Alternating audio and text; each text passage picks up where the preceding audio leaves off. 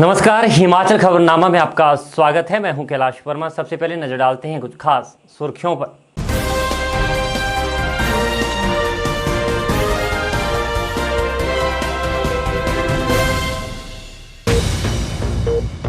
राज्यपाल राजेंद्र विश्वनाथ आर्लेकर ने गोवा की पूर्व राज्यपाल स्वर्गीय मृदुला सिन्हा की पहली पुण्यतिथि के अवसर पर नई दिल्ली में उन्हें दी श्रद्धांजलि।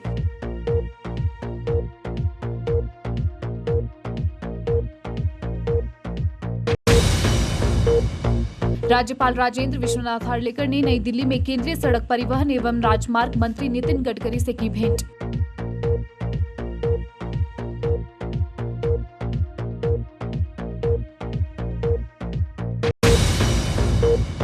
भारतीय विमानपत्तन प्राधिकरण ने मंडी में प्रस्तावित ग्रीनफील्ड एयरपोर्ट के लिए संशोधित मास्टर प्लान किया प्रस्तुत।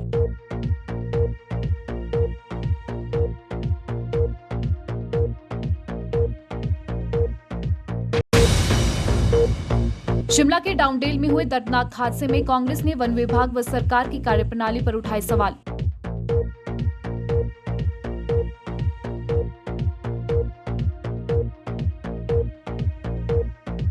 सुर्खियों के बाद अब खबरें विस्तार से। राज्यपाल राजेंद्र विश्वनाथ आर्लेकर ने गोवा की पूर्व राज्यपाल स्वर्गीय मृदुला सिन्हा की पहली पुण्यतिथि के अवसर पर नई दिल्ली में उनके आवास जाकर उन्हें श्रद्धांजलि अर्पित की। वह उनके परिवार के सदस्यों से मिले और गोवा के विकास में मृदुला सिन्हा के योगदान को याद किया। राज्यपाल ने कहा कि वह एक अच्छी लेखिका थी और भारत सरकार ने विभिन्न क्षेत्रों में उनके सराहनीय योगदान के लिए उन्हें इस वर्ष मरणोपरांत पद्मश्री सम्मान से नवाजा। राज्यपाल ने कहा कि उनकी सेवाओं और समर्पण भाव के लिए उन्हें सदा याद रखा जाएगा। मुख्यमंत्री जयराम ठाकुर ने कहा कि भारतीय विमानपत्तन प्राधिकरण ने मंडी में प्रस्तावित ग्रीनफील्ड एयरपोर्ट का आवश्यक भूमि सहित संशोधित मास्टर प्लान प्रस्तुत किया ताकि इसकी हवाई पट्टी के अभिविन्यास का निर्धारण और परामर्शकर्ता द्वारा OLS चार्ट तैयार किया जा सके। मुख्यमंत्री मंडी हवाई अड्डा विकास से संबंधित एक बैठक की अध्यक्षता करते हुए बोल रहे थे। मुख्यमंत्री ने कहा कि इस महत्वाकांक्षी परियोजनाओं को क्रियान्वित करने के लिए राज्य सरकार और भारतीय विमानपत्तन प्राधिकरण के बीच एक संयुक्त उपक्रम कंपनी बनाने पर भी विचार किया जाएगा। मुख्यमंत्री जयराम ठाकुर ने कहा कि नागर विमानन मंत्रालय द्वारा पूर्व में दी गई साइट क्लियरेंस और जमा करवाए गए मास्टर प्लान के अनुसार यहां 2100 मीटर रनवे के निर्माण और दक्षिण भाग में इसके 1050 मीटर संभावित विस्तार के साथ योजना तैयार की गई थी। उन्होंने कहा कि हवाई लेडार सर्वेक्षण और केंद्रीय नागर विमानन मंत्री के साथ आयोजित बैठक के बाद यहां 3150 मीटर लंबी हवाई पट्टी की संभावना तलाश करने पर सहमति बनी थी। मुख्यमंत्री ने कहा कि हवाई पट्टी की दिशा में प्रमुख बदलाव के उपरांत अब यह AB 320 प्रकार के हवाई जहाजों के संचालन के लिए उपयोगी सिद्ध होगी। उन्होंने कहा कि इस हवाई अड्डे से वर्ष भर विमानों का संचालन संभव होगा। मुख्यमंत्री ने कहा कि इस महत्वाकांक्षी परियोजना को क्रियान्वित करने के लिए राज्य सरकार और भारतीय विमानपत्तन प्राधिकरण के बीच एक संयुक्त उपक्रम कंपनी बनाने पर भी विचार किया जाएगा। उन्होंने कहा कि ये परियोजना प्रदेश में न केवल बेहतर हवाई सुविधा प्रदान करने के साथ साथ पर्यटन उद्योग को भी बढ़ावा देगी, बल्कि सामरिक दृष्टि से भी बहुत महत्वपूर्ण है। मुख्यमंत्री ने कहा कि प्रदेश सरकार सामरिक दृष्टि से महत्वपूर्ण इस परियोजना के वित्त पोषण के लिए मामला केंद्र सरकार के समक्ष उठाएगी। उन्होंने कहा कि 15वें वित्त आयोग ने इस बड़ी परियोजना के लिए 1000 करोड़ रुपए की सिफारिश की है। हिमाचल प्रदेश में भारतीय जनता पार्टी की सरकार बनने के पश्चात हमने कनेक्टिविटी पर फोकस किया है और इसलिए लगातार हम इस बात को सुनिश्चित करने की कोशिश कर रहे हैं कि बाई एयर कनेक्टिविटी उसमें भी सुधार हो, उसके अतिरिक्त बाई रोड कनेक्टिविटी उसमें भी इम्प्रूवमेंट हो और उसमें हमने बहुत अच्छा काम किया है। आज तक के इतिहास का 4 साल के कार्यकाल में जो रोड लेंथ हमारे इस कार्यकाल में बनी है वो किसी कार्यकाल में नहीं बनी है। लेकिन फिर भी उसके बावजूद अब रेलवे की अगर हम बात करें तो रेलवे का भी हमको उसमें भी हमने कोशिश की है आगे बढ़ाने के लिए, चाहे भानुकुली से हमारे बैरी की बात है और उसके अतिरिक्त जो दूसरे जो रेलवे के प्रोजेक्ट हैं उनको लेकर के भी। लेकिन पहली हमारी प्राथमिकता क्योंकि टूरिज्म पॉइंट ऑफ व्यू से हमारे लिए बहुत ज़रूरी है और हिमाचल में कनेक्टिविटी को इम्प्रूव करने के लिए एक फुल फ्लैज एयरपोर्ट होना चाहिए। हमारे पास एक शिमला है, एक कुल्लू में है, भुंतर में, और तीसरा हमारे पास कांगड़ा एयरपोर्ट है और छोटे स्ट्रिप के हैं ये सारे। तो बड़ा एयरपोर्ट हो उसके लिए जो OLS सर्वे होना था वो हो चुका है, उसकी पूरी रिपोर्ट आ चुकी है और उसके बाद एक बहुत इंपॉर्टेंट सर्वे होता है, लीडार सर्वे जिसको बोलते हैं, वो अभी हाल ही में हो करके पूर्ण हुआ है, उसकी रिपोर्ट आई है। उसकी रिपोर्ट के आने के पश्चात फिर हमने आज बैठक की है कि अब हमको आगे प्रोसीड करना है। लेकिन हमारी प्राथमिकता है कि हिमाचल प्रदेश में कनेक्टिविटी को इम्प्रूव करने के लिए एक एयरपोर्ट की, बड़े एयरपोर्ट की ज़रूरत है, जिसमें हम फोकस करके मंडी का एयरपोर्ट, नया एयरपोर्ट और कांगड़ा के एयरपोर्ट की एक्सपेंशन। हिमाचल प्रदेश विधानसभा में 16 से 19 नवंबर तक होने वाले पीठासीन अधिकारियों के सम्मेलन को प्रधानमंत्री नरेंद्र मोदी 17 नवंबर को सुबह 10:30 पर वर्चुअली संबोधित करेंगे। इसके अलावा सम्मेलन में 36 राज्यों व केंद्र शासित प्रदेशों की विधानसभाओं व विधान परिषदों के पीठासीन अधिकारी हिस्सा लेंगे। विधानसभा अध्यक्ष विपिन सिंह परमार ने बताया कि 100 साल पहले वर्ष 1921 में शिमला स्थित काउंसिल चैम्बर, जो वर्तमान में विधानसभा है, इसमें पहला अखिल भारतीय पीठासीन अधिकारियों का सम्मेलन आयोजित हुआ था। उसके बाद अब शिमला में 82वां सम्मेलन आयोजित किया जा रहा है और विधानसभा सचिवों का 58वां सम्मेलन है। बुधवार को हिमाचल प्रदेश विधानसभा में आयोजित पत्रकार वार्ता के दौरान विधानसभा अध्यक्ष विपिन सिंह परमार ने पत्रकारों को संबोधित किया। इस मौके पर उन्होंने बताया कि इस वर्ष 16 से 19 नवंबर के मध्य अखिल भारतीय पीठासीन अधिकारी सम्मेलन का आयोजन हिमाचल विधानसभा में किया जा रहा है। उन्होंने कहा कि इन्हीं तिथियों के मध्य विधान परिषद व विधानसभा सचिव का 58वां सम्मेलन भी आयोजित किया जाएगा। विपिन परमार ने कहा कि इस अवसर पर 17 तारीख को 10:28 पर प्रधानमंत्री नरेंद्र मोदी भी वर्चुअली कार्यक्रम में जुड़ेंगे। उन्होंने कहा कि इस दौरान पीठासीन चेयरमैन व लोकसभा अध्यक्ष ओम प्रकाश बिड़ला, राज्यसभा के उपसभापति हरिवंश नारायण सिंह, माननीय राज्यपाल, मुख्यमंत्री जयराम ठाकुर, नेता प्रतिपक्ष मुकेश अग्निहोत्री और केंद्रीय मंत्री अनुराग ठाकुर विशेष रूप से मौजूद रहेंगे। पीठासीन अधिकारियों का सम्मेलन 16 तारीख से लेकर के और 19 तारीख के मध्य में होगा और काउंसिल चैम्बर, इसी विधानसभा परिसर में ये इसका शुभारंभ और समापन होगा। ये हमारे लिए संयोग, सौभाग्य की बात है कि जब ब्रिटिश हुकूमत थी उस समय यहीं पर ये सम्मेलन हुआ था और आज 100 वर्षों के बाद ये मौका हमें प्राप्त हो रहा है, ये मैं कहना चाहता हूँ।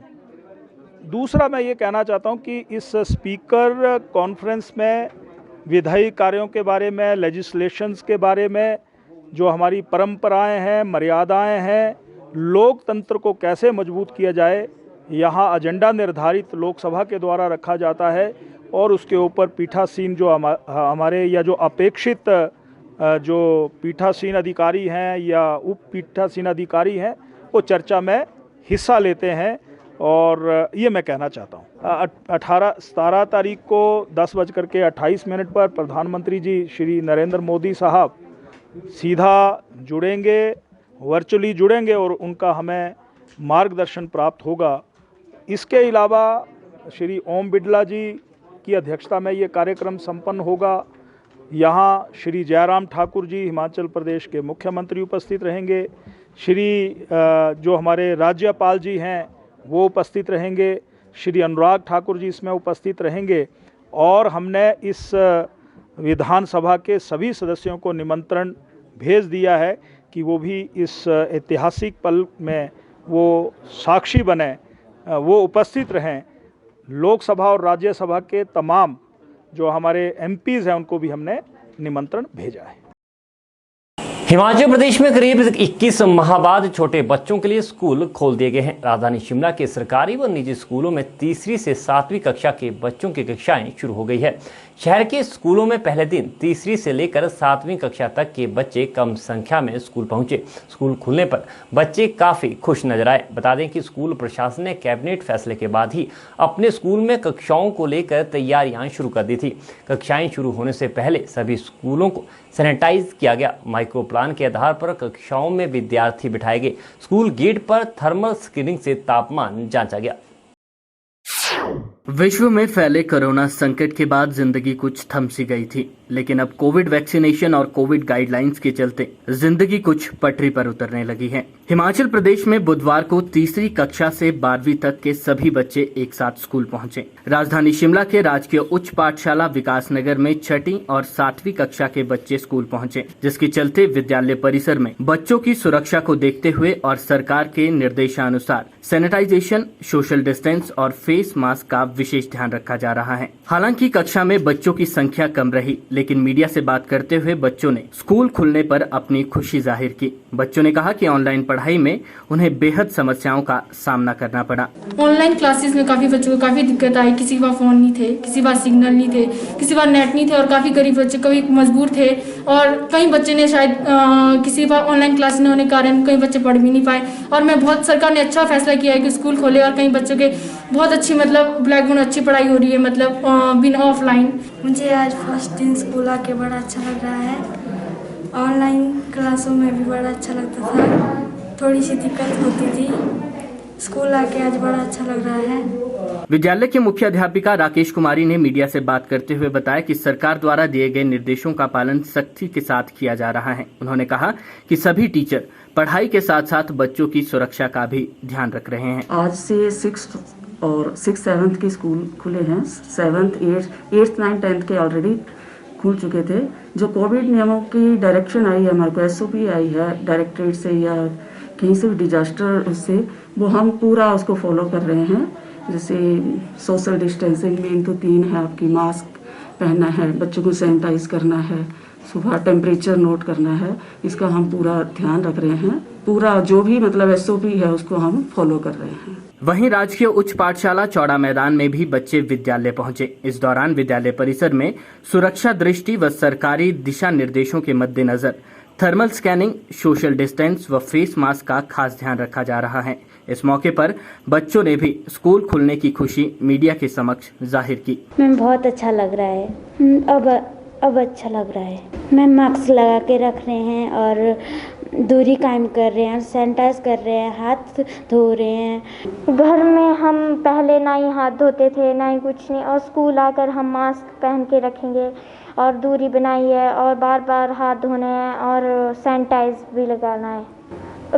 स्कूल की पढ़ाई ज़्यादा अच्छी है, सामने बिल्कुल अच्छे से समझाते हैं टीचर। ऑनलाइन कभी कभी टीचर्स की भी आवाज़ कट कट के आती है, तो फिर इसीलिए हमारे को भी समझ नहीं आता था। नहीं, हमने मास्क लगाया, बार बार सैनिटाइज करना है, बार बार हाथ धोने हैं, इसीलिए डर नहीं लग रहा है। इस दौरान मुख्य अध्यापिका वनीता कुमारी ने सुरक्षा व्यवस्था की विस्तृत जानकारी दी। की तरफ से हमें निर्देश आए हैं कि कोविड के जो रूल्स हैं वो फॉलो करने हैं, ताकि बच्चे जो हैं फिर से इस कांटेक्ट में ना आए। तो उसके लिए हमने सैनिटाइज़र रखा हुआ है, बच्चों को मास्क वियर करने के लिए कहते हैं, और किसी भी बच्चे को या किसी भी विजिटर को स्कूल में एंट्री विदाउट मास्क नहीं है। सबसे पहले आएँ, अपने हाथ सैनिटाइज करें, फिर उसके बाद हमने एक की ड्यूटी लगाई हुई है, एक रजिस्टर मेंटेन किया हुआ है कि वो थर्मल स्कैनिंग से उनकी रीडिंग लेंगे, उनको नोट करेंगे और उसके बाद ही हम एंट्री देंगे। वहीं अर्की में स्कूल जा रहे बच्चों का कहना है कि वे घरों में ऑनलाइन शिक्षा प्राप्त करते थे, परंतु कक्षा में पढ़ाई का ज्यादा आनंद आता है और पढ़ाई भी अच्छे से होती है। कुछ बच्चों ने कहा कि घरों में कई बार तो मोबाइल में सिग्नल भी नहीं होते थे, जिससे उन्हें पढ़ाई में बेहद असुविधा होती थी। मैं 2 साल के बाद स्कूल आ रहा हूँ, इसलिए स्कूल में पढ़ने का ही मज़ा है और ऑनलाइन क्लास में पढ़ने का मज़ा बिल्कुल नहीं है। ऑनलाइन क्लास में बिल्कुल किसी के सिग्नल नहीं होते। यहाँ पे आके बहुत अच्छा लग रहा है। ऑनलाइन मैं 3री क्लास में पढ़ता हूँ, बहुत अच्छा लग रहा है। ऑनलाइन बहुत अच्छा लगा। राजकीय केंद्र प्राथमिक पाठशाला अर्की के मुख्य अध्यापक भगत राम ठाकुर ने कहा कि 3री से 5वीं कक्षा तक के विद्यार्थी स्कूल पहुंचे हैं। उन्होंने कहा कि 21 महीने बाद स्कूल खुले हैं और उन्हें अच्छा लग रहा है कि स्कूल की रौनक वापस आ गई है। मुझे आज बड़ी प्रसन्नता हो रही है कि मेरे स्कूल में वो मासूम बच्चे जो आज तक ऑनलाइन घर में पढ़ रहे थे, आज वो स्कूल में आए हैं, क्लास में आए हैं, और हमारे जो यहाँ योग्य अध्यापक है वो बड़े उत्साह से आज उन बच्चों के बीच में क्लास में जा रहे हैं। हमारे स्कूल की स्ट्रेंथ तो बहुत है, लेकिन आय अभी कम है बच्चे। लेकिन मैं सभी अभिभावकों से निवेदन करूंगा आग्रहपूर्वक कि अपने बच्चों को स्कूल भेजे। और बहुत समय तक लॉकडाउन की वजह से, कोरोना की वजह से बच्चे स्कूल नहीं आ रहे थे। ऑनलाइन हमारा जो है वो स्टडी चल रही थी, काफी अच्छी चल रही थी। पेरेंट्स ने उसमें भी हमारा सहयोग दिया है, पर फिर भी जो ऑफलाइन स्कूलों में कार्य होता है वो बेहतरीन होता है। और इसके लिए हम बड़े प्रसन्न हैं कि आज ये स्कूल खुले और स्कूल में बच्चे जैसे सवेरे आ रहे थे तो सैनिटाइजेशन का व्यवस्था जो यहाँ प्रॉपर ठीक की गई है। और सीटिंग का जो है वो अरेंजमेंट हम SOP जो है उसका पूरा पालन करते हुए करेंगे। वैसे हमारे पास कमरों के साइज भी अच्छे हैं और उसमें डिस्टेंस में बच्चों को बिठाएंगे। लेकिन अगर किसी कमरे में ज़्यादा बच्चे आते भी है तो हम दूसरे कमरे में उस क्लास को शिफ्ट कर देंगे। ऐसी व्यवस्था हम अपने स्कूल की करेंगे। और बच्चों को जो है बिठाने की भी और सैनिटाइजेशन की भी और मास्क भी जरूरी है, तो वो भी हम बच्चों को जो है हर रोज इसके बारे में जो है अवगत कराएंगे। और पेरेंट्स से मेरा यही निवेदन है कि आप बच्चों को स्कूल भेजें और इसी SOP का पालन करते हुए और जो गाइडलाइन कोरोना के है उनका सबका पालन करते हुए स्कूल भेजें। और मेरा बच्चा जो 1 महीने बाद स्कूल में आ रहा है और स्कूल में ही पढ़ाई का मजा है, क्योंकि ऐसे तो बच्चे बिल्कुल भी नहीं पढ़ते। ऑनलाइन क्लास में तो कुछ पता नहीं लगता बच्चों को। टीचर ही ठीक है, टीचर पढ़ाएंगे। हिमाचल राजकीय अध्यापक संघ ने सरकार पर शिक्षकों की मांगों को अनदेखा करने का आरोप लगाया है। संघ के अध्यक्ष वीरेंद्र चौहान ने कहा कि हिमाचल में 90,000 के आसपास शिक्षक कार्यरत है, लेकिन सरकार शिक्षकों की मांगों को अनसुना कर रही है। शिमला में आयोजित पत्रकार वार्ता के दौरान वीरेंद्र चौहान ने आरोप लगाया कि सरकार कुछ एक चाटुकार शिक्षक व कर्मचारी नेताओं को खुश करने में लगी है और कर्मचारियों और शिक्षकों के असल मुद्दों के ऊपर मौन है। हिमाचल राजकीय अध्यापक संघ ने सरकार पर शिक्षकों की मांगों को अनदेखा करने के आरोप लगाए हैं। संघ का कहना है कि प्रदेश सरकार अपने आप को कर्मचारी हितैषी होने का दावा तो करती है, लेकिन व्यवहारिकता में सरकार के 4 साल का कार्यकाल पूरा होने को जा रहा है और अभी तक सरकार ने शिक्षकों एवं कर्मचारियों के किसी भी मुद्दे को हल नहीं किया। संघ ने सरकार पर शिक्षकों के साथ भेदभाव करने के भी आरोप लगाए हैं। संघ के अध्यक्ष वीरेंद्र चौहान ने पत्रकार वार्ता के दौरान कहा कि हिमाचल में 90,000 के आसपास शिक्षक कार्यरत है, लेकिन सरकार ने उनकी मांगों को सुनने के लिए JCC जैसे कोई भी उचित प्लेटफॉर्म नहीं बनाया। NGO को मान्यता के स्थान पर लोकतांत्रिक तरीके से सभी शिक्षकों एवं कर्मचारियों को चुनाव के माध्यम से JCC के गठन करने की संघ लंबे समय से मांग कर रहा है। उन्होंने कहा कि प्रदेश का 6वां वेतन आयोग जो 1/1/2016 से देय है, 5 साल बीत जाने पर भी सरकार द्वारा अभी तक इस संदर्भ में कोई कदम नहीं उठाया गया। संघ ने सरकार से बार बार आग्रह किया है कि वित्तीय नियमों पर भी हिमाचल को केंद्रीय वित्त आयोग का अनुसरण करना चाहिए। अब तो पंजाब सरकार ने भी 6वां वेतन आयोग लागू कर दिया, हिमाचल में इसे लागू करने की आवश्यकता है। उन्होंने कहा कि संघ सरकार से मांग करता है कि प्रदेश के कर्मचारियों एवं शिक्षकों के भत्तों का भुगतान केंद्रीय कर्मचारियों की तर्ज पर किया जाए। प्रदेश के कर्मचारियों के लंबित 5% DA का भुगतान तत्काल प्रभाव से बहाल किया जाए।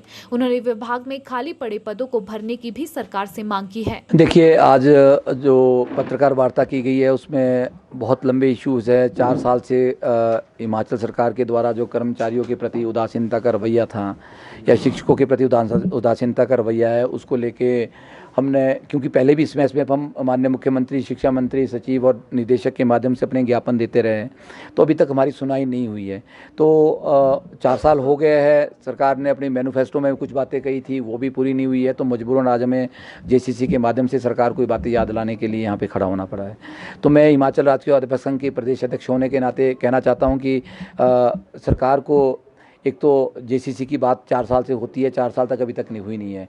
और दूसरा है JCC का जो प्रारूप है, प्रारूप ही अपने आप में अधूरा है। इसको मैं कोई JCC नहीं मानता हूँ, क्योंकि जिसमें कर्मचारियों के लिए जॉइंट कंसल्टेशन कमेटी की बात की हो तो कर्मचारियों में हिमाचल प्रदेश के 80-90 हज़ार टीचर भी आते हैं और मुझे लगता है कि एक समाज का विभिन्न वर्ग है कर्मचारियों का। आप उसको एक्सक्लूड करके JCC की बात करें तो वो एक बेईमानी होगी कर्मचारियों के साथ, शिक्षकों के साथ। और हम बार बार मांग कर रहे हैं कि आप JCC शिक्षकों के साथ भी करें या हमारे को उसमें जोड़े, हमारे एजेंडे को इसमें लिया जाए, क्योंकि हम अपनी बात खुद रखने में सक्षम है। देखिए, अध्यापक संघ लगातार 4 साल से अपना जो रोल है उसको कर रहा है। प्रेस कॉन्फ्रेंस के माध्यम से हम बार बार मिल रहे हैं, हमने एजिटेशन भी की, ऐसा नहीं की नहीं है। पर अगर यही स्थिति चलती रहेगी तो हमारे पास और कोई विकल्प नहीं है। हम क्लासेस का बाइकआउट करेंगे, बच्चों का नुकसान होगा, हम संघर्ष करेंगे। हमारा एक संघर्ष में इतिहास रहा है। 1957 से अगर एचजीटीयू का, हिमाचल राज्य कांग्रेस संघ का इतिहास देखेंगे तो हमने संघर्ष ही किए। संघर्ष के दम पे हमने चीज़ों को लिया है, छीना है। वो चाहे जो भी मांगे है हमारी, उसको मैंने मनवाया है। आगे भी हम इस चीज़ पे लड़ेंगे। हम एक रूपरेखा तैयार करें, जल्दी अब एक बैठक करेंगे राज्य कार्यकारिणी की। उसमें निर्णय लिया जाएगा कि किस तरह की रूपरेखा, अगर सरकार जो हमें जेसीसी के लिए नहीं बुलाती है या हमें इंक्लूड नहीं करती है, हमारी मांगे पूरी नहीं होती है। 4/9/14 का बहुत बड़ा हर कर्मचारी का इशू है, उसको खत्म कर दिया गया है। तो इन सब बातों के ऊपर हम जो अग्नि रणनीति बनाएंगे। राजधानी के डाउनडेल इलाके से 5 साल के मासूम को उठाकर ले जाने वाले तेंदुए को आदमखोर घोषित कर मारने का मामला उलझ गया है। वन विभाग का कहना है कि तेंदुए को आदमखोर घोषित करने में 1 मिनट नहीं लगेगा, लेकिन किसे आदमखोर घोषित करना है और किसे मारना है, पहले उसकी पहचान भी तो जरूरी है। वहीं कांग्रेस पार्टी ने इस पूरे मामले पर वन विभाग की कार्यप्रणाली पर सवाल उठाए हैं। कांग्रेस के वरिष्ठ नेता हरीश जनार्दन ने कहा कि शिमला में तेंदुए का आतंक बढ़ता जा रहा है। शहर में 2 मासूम बच्चे तेंदुए का शिकार हो गए हैं। अफसोस कि इस दर्दनाक हादसे के बाद भी सरकार और वन विभाग इस मामले पर गंभीर नहीं है। राजधानी शिमला में तेंदुए को न पकड़ने और प्रभावित परिवार को मदद न देने पर कांग्रेस ने सरकार और वन विभाग पर निशाना साधा है और इस पूरे घटनाक्रम पर सवाल भी खड़े किए हैं। साथ ही प्रभावित परिवार को जल्द मुआवजा देने की मांग की है। कांग्रेस के वरिष्ठ नेता व पूर्व उप महापौर हरीश जनार्दन ने कहा कि कुछ माह पहले कनलोग में तेंदुए ने छोटे बच्चे को शिकार बनाया था, जिसके बाद भी नगर निगम की नींद नहीं खुली और अब शहर के बीचों बीच डाउनडेल में 5 साल के बच्चे को तेंदुआ उठा ले गया और 6 दिन बीत जाने के बाद भी वन विभाग द्वारा तेंदुए को पकड़ने की कोशिश नहीं की गई और न ही तेंदुए को मारने के निर्देश दिए गए, जबकि अभी भी साथ लगते क्षेत्रों में तेंदुए को देखा गया है, जिससे लोग खौफ के साए में जी रहे हैं।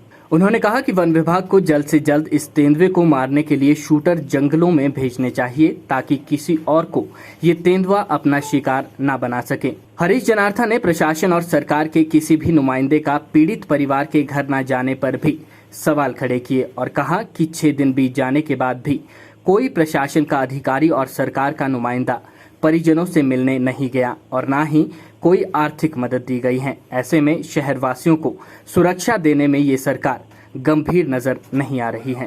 इस तरह का ये सेकंड इंसिडेंट है 3 महीने के अंदर अंदर। इससे पहले भी कनलोग एरिया में एक बच्चे की जान ऐसे ही गई और सबको मालूम भी है, फॉरेस्ट डिपार्टमेंट को मालूम है, सरकार को मालूम है कि यहाँ पे आदमखोर तेंदुए मतलब वो एक हो सकता है और ज्यादा भी हो सकते हैं, घूम रहे हैं। तो लेकिन आपने किया क्या है? मेरे मुताबिक इन्होंने कुछ नहीं किया। अगर इन्होंने, सरकार ने कुछ इस पे, या फॉरेस्ट डिपार्टमेंट हो, एमसी हो या गवर्नमेंट इटसेल्फ कोई ऑर्डर देती तो आज ये हादसा वहाँ पे होने से बच सकता था। हम ये कहना चाहते हैं गवर्नमेंट को कि जब आप कोई इतना बड़ा हादसा होता है, इसमें तो देखो जान गई है और वो भी एक छोटे बच्चे की, मतलब जिसे कुछ पता नहीं था, खेल रहा था और उसकी जान गई है। आप मुआवजा देती है गवर्नमेंट, हर फैमिली को मुआवजा देती है, वो चाहे एक्सीडेंट है या आपके मतलब कोई अनहैपनिंग हो गई, उसमें मुआवजा मिलता है। तो इस परिवार को तो अभी तक किसी ने पूछा भी नहीं है। वहाँ सरकार की तरफ से सिर्फ फॉरेस्ट डिपार्टमेंट वाले गए हैं, वो भी कि हम इसके जो बच्चे के रिमेन्स है उसको ढूंढने के लिए उन्होंने मदद की है। बाकी जहाँ तक फाइनेंशियल हेल्प की बात है या और कोई जो दूसरी हेल्प सरकार की तरफ से मिल सकती थी, उस पर तो अभी किसी ने ये बात ही नहीं की है। उसके एक वाइल्ड लाइफ के, जैसे अब आपका तेंदुआ जब ये आदमखोर हो जाते हैं, वाइल्ड लाइफ के कुछ नॉर्म्स होते हैं, वाइल्ड लाइफ एक्ट के अंदर ये आते हैं। उनको ट्रैंकुलाइज करके, उनको शूट करके ट्रैंकुलाइज करके रिहेबिलिटेशन में भी डाल दिया जा सकता है। फिर भी अगर उस पर बात नहीं बने तो अगर गवर्नमेंट एक एक्शन ले सकती है कि वो अपने शूटर बुला के ही can be put to rest. और डिपेंड करता है कि मतलब सिचुएशन उस टाइम कैसी है, कि अगर आपका कोई शिकारी उसको मतलब ट्रैंकुलाइज करने जा रहा है और वो अटैक करता है या कुछ होते हैं, इनके अपने एक्ट के मुताबिक they can put in down to rest also. पर हम ये चाहते हैं कि उस पर एटलीस्ट एक्शन तो हो। जंगलों में तो निकले ये लोग बाहर, अब हर रोज वहां से, अब कल शाम की भी वहां से रिपोर्ट्स आ रही है, विद प्रूफ लोग बोल रहे हैं कि हमने कल भी वो कहीं उसी लोकेलिटी में जो तेंदुआ था वो कहीं वो देखा गया है। एक जगह वो किसी के घर के बाहर ही पानी पी के निकला है। वहाँ के पानी का उनका कोई कैन कून पड़ा था, कोई डब्बा पड़ा था, उसमें पानी पी के निकला। तो देयर मेनी चांसेस कि वो दोबारा अटैक करे, जिसको एक बार आदत बन जाती है जंगली जानवर को, तो हो सकता है और वो दोबारा भी अटैक करे, और जब ये हादसा होगा फिर सरकार जागेगी और 2-4 मीटिंग करेगी, कोई कमेटी बनाएंगी, कोई करेगी, उसके बाद फिर आपको और ये सारा ठंडे बस्ते में डाल दिया जाता है। जो आपके स्मार्ट सिटी के जो आपने यहाँ पे शिमला शहर में आप देख रहे हैं जो काम चल रहे हैं, ये शिमला शहर की पब्लिक भी देख रही है। शिमला शहर में सब पढ़े लिखे आदमी हैं और वो जानते हैं, वो अपने राइट्स के बारे में भी जानते हैं और हर चीज़ जानते हैं कि शिमला पहले कितना स्मार्ट था या शिमला में पहले क्या फैसिलिटीज थी। और आज आपने स्मार्ट सिटी के नाम पे एक पॉलिटिकल जिसे कहते हैं प्रॉब्लम खड़ी कर ली है, और वो ये प्रॉब्लम खड़ी की गई है कि वहाँ पे ठेकेदारों की होड़ लग गई है। और इसका जो आपके जो पैसा आया है, जितना भी इसका पैसा आया है, इसका डेफिनेटली एक इंक्वायरी होनी चाहिए और वो बहुत हाई लेवल पे इंक्वायरी होनी चाहिए, और ये 2022 से पहले ही होनी चाहिए, क्योंकि इनका जो टारगेट है 2022 से पहले हमने ऐसा करना वैसा करना, तो इन्हीं दौरान इनको ये आपकी इंक्वायरी होनी चाहिए कि आप बताएं कि ये पैसा कहाँ लग रहा है। ये पब्लिक का पैसा है और मुझे पूरा विश्वास है इसमें बहुत बड़ा एक स्कैंडल है और वो निकल के आएगा। और जो आपके कार्य हुए हैं वो पूरे शहर जानता है, जो कार्य आपके 7-8 करोड़ से शुरू हुए वो 25-25 करोड़ तक पहुंच गए, और जहाँ पे आपको जरूरत भी नहीं थी किसी काम करने की, जहाँ पे आपके पास फ्रेश मतलब जो आपकी डेवलपमेंट्स हुई थी, जैसे कि कुछ एक पिछली सरकार के दौरान भी कुछ पैसे अलॉट किए गए थे, वाइडनिंग ऑफ सर्कुलर रोड, उसमें भी आपकी जो वाइडनिंग हुई थी वहाँ पे भी दोबारा उन्हीं पॉइंट्स पे उन लोगों ने वहाँ पे इन्वेस्ट करने की कोशिश की, जिसकी अननेसेसरली वो फंड का मतलब इस्तेमाल हुआ है और वो कहीं और भी लग सकता था। तो ये स्मार्ट सिटी नहीं, ये एक बहुत बड़ा स्कैंडल है जो ये पैसा आया है, और इसमें सिर्फ ठेकेदारी प्रथा चलती रही और पॉलिटिकल जो लोग हैं उनकी मतलब जिसे कहते हैं बैकिंग से ये इस शहर का सत्यानाश हो गया। मैं ये बताता हूँ कि सरकार ये बता दे कि कौन सा काम उन्होंने पूरा किया है। सबसे पहले तो ये बताया कि कौन सा काम इन्होंने पूरा किया। सिर्फ पब्लिक की हैरेसमेंट हुई है कि आज यहाँ पे हम लिफ्ट लगा रहे हैं, आज ये रोड बंद रहेगा, आज हम यहाँ से रोड की वाइडनिंग कर रहे हैं, और आज वो सामान वहीं का वहीं पड़ा है। और जहाँ पे आपकी वाइडनिंग भी हुई है, लोगों को वो क्यों हुआ है कि उसको रोक दिया गया है। वो चाहे कोर्ट के थ्रू वो रुका है या आपके ग्रीन ट्रिब्यूनल के थ्रू रुका है, कहीं ना कहीं किसी न किसी एजेंसी ने जो एक जिम्मेवार एजेंसी है उन्होंने वो काम रोके कि आपने ये काम इतना हरेडली क्यों किए गए, इसमें आपकी परमिशन कहाँ है, जहाँ की आपकी मैक्सिमम काम की परमिशन ही नहीं ली हुई है। और ये पैसा मैं ये बोलता हूँ इसमें इंक्लूडिंग जो आपके इसके जो स्टाफ है जो स्मार्ट सिटी को हैंडल कर रहा है, they also should be put to task. इस तरीके से करे प्रोजेक्ट बना के ले जा रहे without taking the public into confidence, without taking any elected councillor into confidence, आप अपनी मर्जी से करके जा रहे हैं। और आप दूसरे दिन पता लगता है कि इस एरिया में स्मार्ट सिटी का कोई प्रोजेक्ट शुरू हुआ, शुरू बेशक इनने किया है पर लेकिन कोई प्रोजेक्ट अभी कंप्लीट नहीं हुआ और सबके सब प्रोजेक्ट इस टाइम को खड़े हैं। शहरी विकास मंत्री सुरेश भारद्वाज ने शिमला शहर में तेंदुए के आतंक से उत्पन्न स्थिति को लेकर संबंधित अधिकारियों के साथ बैठक की। इस दौरान विभिन्न पहलुओं पर चर्चा हुई। बैठक की अध्यक्षता करते हुए शहरी विकास मंत्री सुरेश भारद्वाज ने वन मंडलाधिकारी शिमला की अध्यक्षता में कमेटी का गठन करने के निर्देश दिए, जो उन स्थानों का पता लगाएंगे जहां तेंदुए का खतरा सबसे अधिक है। ऐसे हॉटस्पॉट्स चिन्हित कर बचाव के जरूरी कदम उठाए जाएंगे। सुरेश भारद्वाज ने कहा कि हॉटस्पॉट्स को चिन्हित करने के लिए इस कमेटी में जिला प्रशासन और नगर निगम शिमला से भी अधिकारी शामिल होंगे। भारतीय राष्ट्रीय छात्र संगठन ने शिक्षा बचाओ देश बचाओ का नारा देकर केंद्र सरकार की शिक्षा नीति पर सवाल उठाए हैं। शिमला स्थित कांग्रेस मुख्यालय में आयोजित पत्रकार वार्ता के दौरान हिमाचल प्रदेश विश्वविद्यालय की NSY इकाई अध्यक्ष प्रवीण मिन्हास ने कहा कि केंद्र सरकार नई शिक्षा नीति के तहत शिक्षा के क्षेत्र में निजीकरण को बढ़ावा दे रही है। उन्होंने केंद्र और प्रदेश की भाजपा सरकार पर छात्र विरोधी फैसले लेने के आरोप लगाए। बुधवार को कांग्रेस कार्यालय राजीव भवन में आयोजित पत्रकार वार्ता के दौरान NSUI के प्रदेश विश्वविद्यालय इकाई के अध्यक्ष प्रवीण मिन्हास ने कहा कि केंद्र व प्रदेश सरकार की नीतियां विद्यार्थियों के हितों का गला घोट रही हैं। उन्होंने कहा कि सरकार न्यू एजुकेशन पॉलिसी के नाम पर निजीकरण कर रही है और फॉरेन की यूनिवर्सिटी को देश में आने का निमंत्रण दे रही है, जिससे देश में महंगाई बढ़ेगी। मिन्हास ने कहा कि आज देश में सरकारी स्कूलों की दशा दयनीय है और विभिन्न पदों पर भर्ती होने के बावजूद छात्रों को कोर्ट का रास्ता इख्तियार करना पड़ रहा है। उन्होंने कहा कि इस स्थिति को देखते हुए NSUI पूरे देश में शिक्षा बचाओ देश बचाओ अभियान चला रही है। आज जिस तरह से चाहे केंद्र सरकार हो या फिर प्रदेश सरकार हो, जिस तरह से उनकी नीतियां जो है वो छात्रों के जो अधिकार है उनको दबाने के लिए हो रही है, जो उनके राइट्स है उनका हनन करने के लिए जो है वो हो रही है, उसी संदर्भ में जो है वो भारतीय राष्ट्रीय छात्र संगठन ने श्रीमान हमारे राष्ट्रीय अध्यक्ष श्रीमान नीरज कुंदन जी की अध्यक्षता में जो है वो एक अभियान के तहत जो है वो NSUI पूरे देश में काम कर रही है और उस अभियान का नाम है शिक्षा बचाओ देश बचाओ। क्योंकि जो भी केंद्र सरकार की नीतियां हैं, चाहे आप शिक्षा में स्कैम की बात करें या फिर न्यू जो एजुकेशन पॉलिसी है उसकी बात, उसमें खामियों की बात करें, या फिर जो हिमाचल प्रदेश में जिस तरह से जो है वो धांधलियां आज शिक्षा में हो रही है, बात करें न्यू एजुकेशन पॉलिसी की, तो उसमें जो है वो सरासर जो है वो प्राइवेटाइजेशन को जो है वो बढ़ावा आज केंद्र और प्रदेश की सरकार द्वारा जो है वो दिया जा रहा है। हिमाचल ने जो है वो न्यू एजुकेशन पॉलिसी जो केंद्र सरकार द्वारा दी गई है उसको इम्प्लीमेंट तो कर दिया है केंद्र सरकार की वाहवाही लूटने के लिए, परंतु आपके पास जो इंफ्रास्ट्रक्चर की हम बात करें, चाहे जो प्राइमरी स्कूल्स हैं, जो सरकारी स्कूल इस प्रदेश में मौजूद हैं, उनकी हालत की बात करें, जो इंफ्रास्ट्रक्चर जो क्लासरूम्स का है उसकी बात करें, तो उनको देख के जो एक बात ये है कि उनको देख के ये लगता है कि किस तरह से जो न्यू एजुकेशन पॉलिसी है उसको जो है वो इम्प्लीमेंट करेंगे। आज न्यू एजुकेशन पॉलिसी में जो है वो जो फॉरेन की टॉप यूनिवर्सिटीज़ हैं 100 यूनिवर्सिटीज़, उनको जो है वो इस देश में जो है वो निमंत्रण दिया गया है कि वो यहाँ पे अपनी ब्रांचेस खोलें।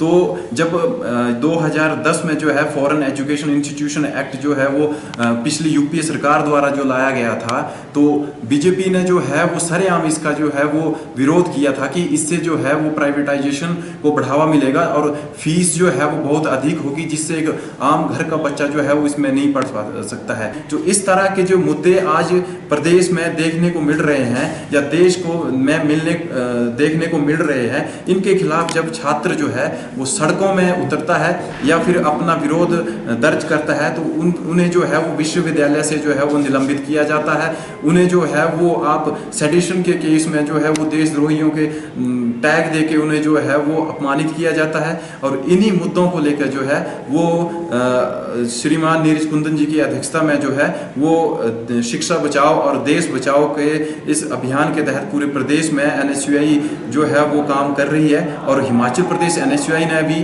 2 दिन पहले जो है वो हमारे प्रदेश प्रभारी गौरव तुसीर और हमारे जो प्रदेश अध्यक्ष है भाई छतर सिंह ठाकुर जी की अध्यक्षता में जो है वो ये कैंपेन जो है वो हिमाचल प्रदेश में भी लॉन्च किया है।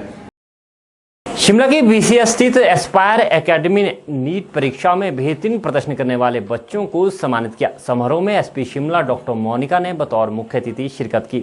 इस अवसर पर डॉक्टर मोनिका ने बच्चों का उत्साहवर्धन और मार्गदर्शन किया। उन्होंने बच्चों से अपने जीवन के लक्ष्य को निर्धारित करते हुए उस लक्ष्य को हासिल करने के लिए कड़ी मेहनत व लगन से कार्य करने का आह्वान किया। एस्पायर एकेडमी शिमला ने नीट 2021 परीक्षा में बेहतर प्रदर्शन करने वाले बच्चों को सम्मानित किया।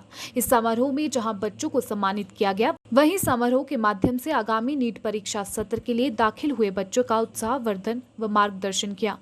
कोरोना काल की त्रासदी के बावजूद एस्पायर ने विभिन्न माध्यमों से बच्चों की पढ़ाई को सुचारू रखा, जिसके परिणाम स्वरूप इस वर्ष नीट परीक्षा में एस्पायर ने बेहतर प्रदर्शन किया है। इस वर्ष एस्पायर से 100 से अधिक बच्चों का देश व प्रदेश के मेडिकल संस्थानों में चयन होना लगभग तय है।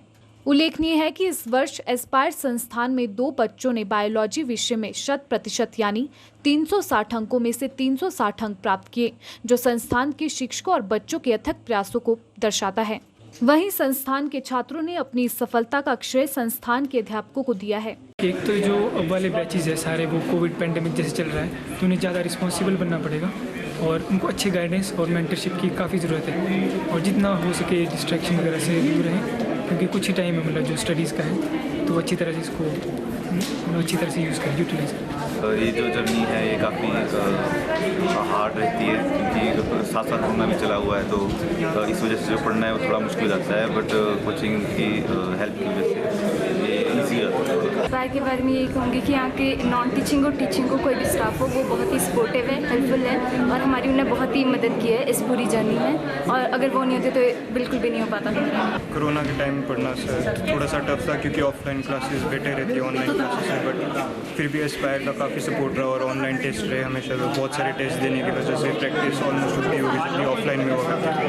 अगर आपको कंपटीशन की तैयारी करनी है तो आपको सोशल मीडिया से पूरा करते होना पड़ेगा और गोल पे पूरा अपना पूरा ध्यान रखना पड़ेगा और बस कुछ नहीं है, पूरे टीचर की गाइडेंस से क्वेश्चन करके पूरे टेस्ट दे के हो जाता है। मैं स्टूडेंट्स को ये मैसेज देना चाहूँगा कि अगर आप प्रिपरेशन कर रहे हो तो फुल डेडिकेट होकर करना है और मैक्सिमम क्वेश्चन प्रैक्टिस पर ज़्यादा ध्यान देना है, थ्योरी पढ़ने से ज़्यादा क्वेश्चन प्रैक्टिस ज़्यादा होनी चाहिए।